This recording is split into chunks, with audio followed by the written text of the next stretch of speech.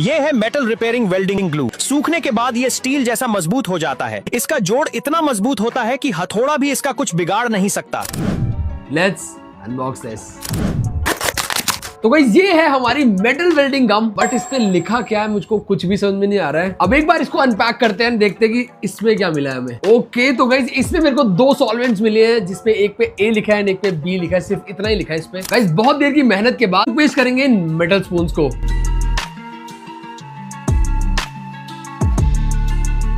अब मिलते हैं आपसे थोड़े टाइम बाद।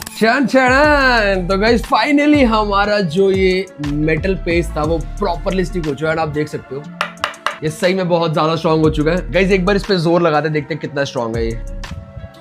वो गाइस दम तो काफी ज्यादा लगा है। बेसिकली गाइस ट्यूब ए में हमारा रेजिन होता है एंड ट्यूब बी में हमारा हार्डनर, एंड इन दोनों को जब हम इक्वल पोर्शंस में मिक्स करते हैं एंड देन उससे किसी मेटल पीसेस को पेस्ट करते हैं तो बहुत स्ट्रांगली पेस्ट हो जाते हैं। And if you want to buy this one, इसका लिंक